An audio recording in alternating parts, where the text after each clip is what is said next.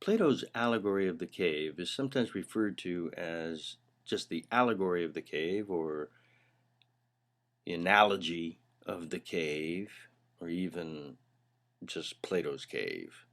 But at any rate, Plato gives it to us in his work called The Republic, and in it he has Socrates talking with Glaucon and asking him to imagine a cave underground where there are prisoners that have been chained up so they can't move their heads in any direction. They can't move. They have to look forward, and all they can see are shadows cast on a wall. And this is all they've ever known all their life. And the origin of these shadows is that above them there is a walkway or roadway, as it were, where puppet showmen perform. And they hold up these puppets, and the fire behind them casts shadows on the wall for the prisoners. And this is all they've ever known all their life, right? So, you have to suspend disbelief for the sake of the allegory. Well, they look at these shadows on the wall, and for them, since it's all they've ever known, that's reality. Those things are real, very real, and it's the only reality they've ever known. Then Socrates says, one day one of the prisoners breaks free and makes the long trek up toward the sunlight, real sunlight, the ascent to the sunlight. And once he gets up and out of the cave, of course, it takes a while for his eyes to adjust, and he's just stumbling around. He can't see anything until finally his eyes do adjust, and he realizes that what he's seeing are the real representations of what were only shadows down in the cave. He sees a real tree and a real dog and a real apple and so on and so forth. And he says, "Oh my word, the world that I thought was reality down in the cave is a mere shadow of the reality that I now see once I'm in the full light of day."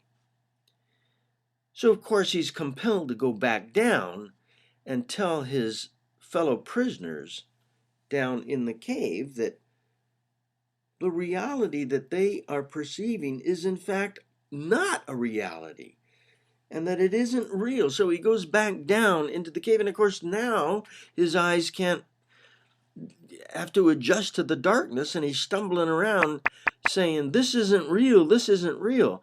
And he seems like a madman who's lost his sensibilities because he went out of the cave. And he scares the prisoners, and the prisoners rise up in the allegory, and they kill the guy who got out.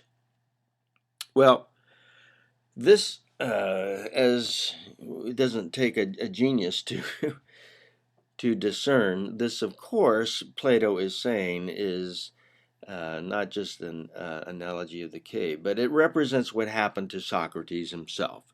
He tried to point out to people that the world that they perceive with their five senses is less real, as it were, than the things that they are representations of.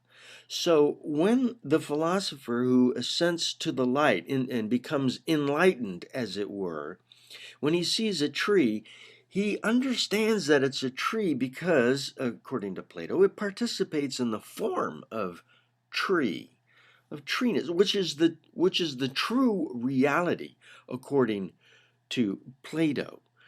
The tree is like a shadow that was cast on the wall of the cave. And the chains holding the prisoners are our physical bodies and our five senses, where we pick up only a very poor representation of that which is more real, the whole realm of forms. And of course, this is also represented in his divided line, which we can go over in another video. But the fascinating thing for us here is that Plato is pointing out that the world of forms, as it were, makes sense of our world in a way that gives meaning to everything else. Unless you are attracted out of the bondage of your five senses into the full light of the sun, which represents for Plato the good, the ultimate form of goodness, that gives nourishment and enlightenment to all the other forms. Unless you perceive that and understand that, you're chained to your five senses, and you are as much a prisoner to them as the prisoners in the Allegory of the Cave. Please join us at Philosophers 101 by clicking on the link below. And there you'll have the opportunity to put your name and email in and join us to get access to all the videos available in the video library.